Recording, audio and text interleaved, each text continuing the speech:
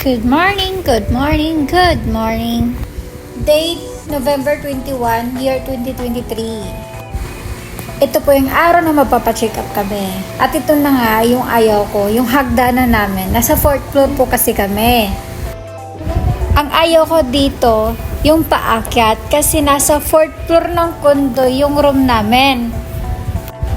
Kaya ito yung nirereklamo ko sa partner ko. Ang walang elevator. So, ayun nga.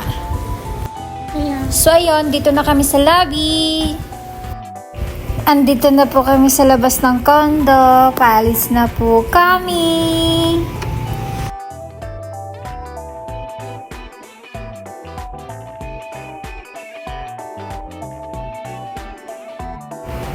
Maganda yung biyahe natin today kasi hindi po maaraw masyado at saka hindi din makulimlim ang panahon. Hindi mainit masyado. Check up. So, ayun nga guys, papunta na kami. It's check up time. Pasaylo ako sa akong tingog kay murag bata patawan. At ito, minto po kami sa may crossing kasi mag-withdraw daw muna si Javi. Mas pinili ko mag-standby muna dito kasi walang magbabantay sa mga helmet namin. Tamang tambay tapos tamang simot ng mga usok ng mga kotse. So ito na, paalis na naman kami kaso nga lang medyo traffic pa dito sa part na to hanggang sa... So habang nasa biyahe na kami, andito ako sa likod. Tamang langhap ng mga usok ng mga sasakyan. Oh my God.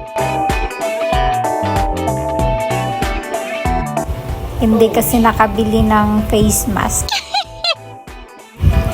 Medyo distansya yung pupuntahan naming hospital kasi doon na talaga ako eh. Monthly check-up, doon ako palagi. At doon na ako mamalagi hanggang sa pagpanganak ko. Ang layo-layo pa naman. At dito sa spot na ito, dito po yung babaan ng mga alien. Hindi, joke, eme. Hindi, mga pasahero pala.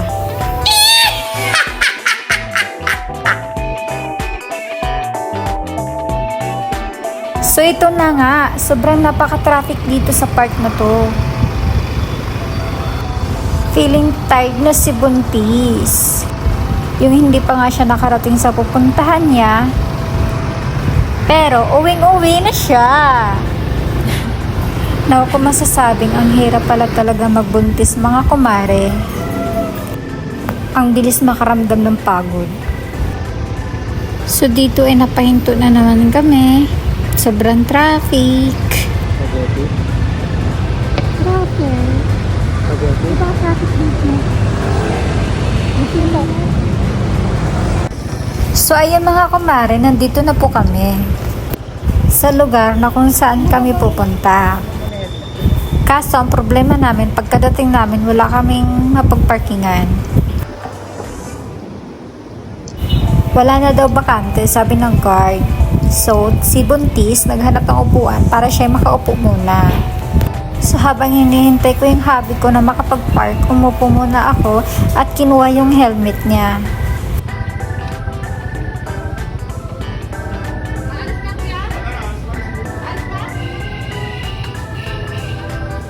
At dito, tamang-tama, si kuya ay aalis na. So may chance nang makapag-park yung partner ko. So habang nagpe-prepare si kuya, mag-fast forward muna tayo para mapabilis yung ating video. So si mamang kuya, paalis na rin siya. So si Habi nag-prepare para siya ay makapag-park na din at makapasok na kami sa ospital. Ang pogi ng asawa ko. Kaso nagka-problema na naman kasi pagpasok namin sa ospital ay ito ang nangyari.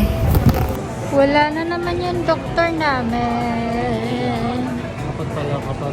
Laging nasa perfect timing tayo, no? Hindi, dapat kapag pupunta dito, message mo muna. Hindi naman siya nagre-reply. Hindi, may message mo lang.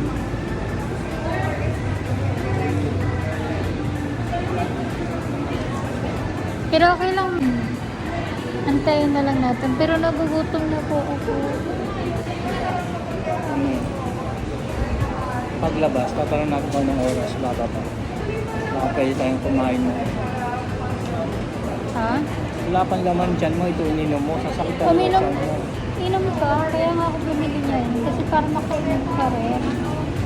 Hindi naman ako naglaganto sa umaga kasi nga sasakit ang sikmura ako nito. Taga ng sila.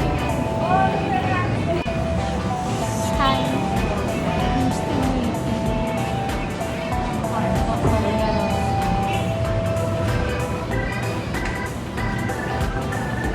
Antok na ako.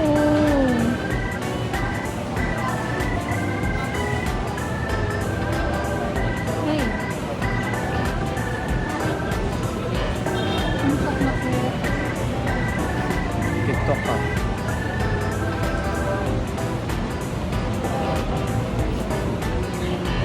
Tanungin mo sana habang nag-aantay tayo. Pa-ultrasound na lang muna tayo. Ano ba yan? Huwag ganyan ito.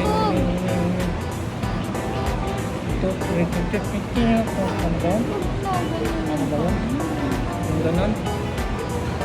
Ano nga yung kanta? Washington. Hindi. Ano? Malaki yung mukha. Kaya na ganon ako. Ano yan? Oh, lang po. Ano yan? Tik, kami, tik. Ano ba yan?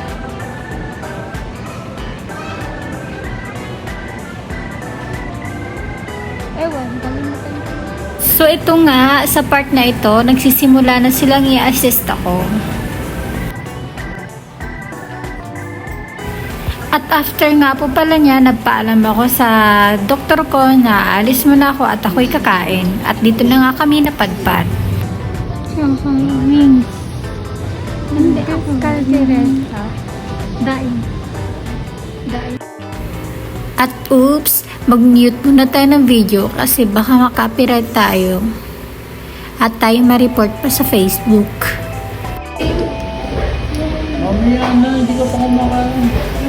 At sa part na yan, hindi na ako mapakali kasi ihing-ihi na si Buntis. Alam niyo na, pag buntis, panaihi yan.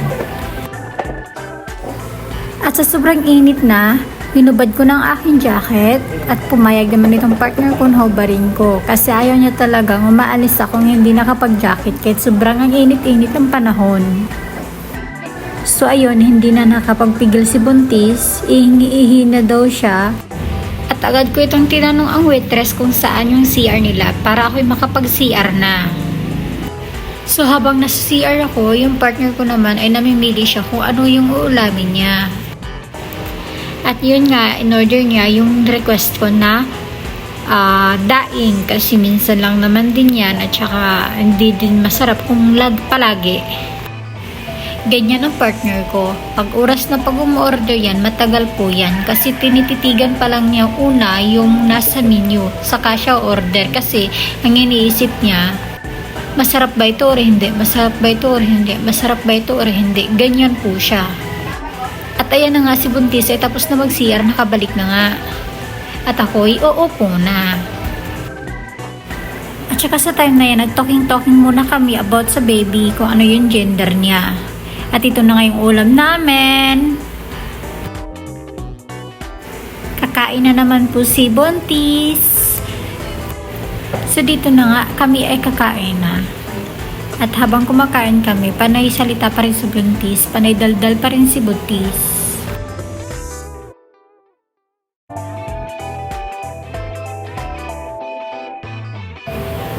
Sarap niyang panoorin habang siya kumakain. So kakain na muna si Buntis, manood muna kayo, tamang nood lang muna kayo.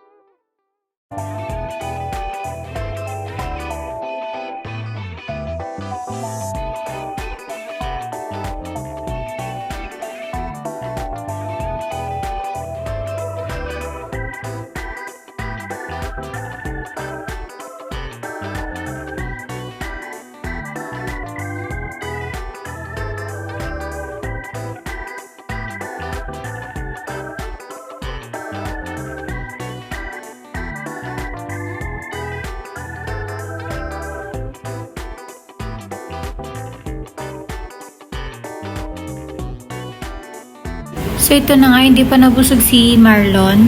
Napakuha pa ng ice cream.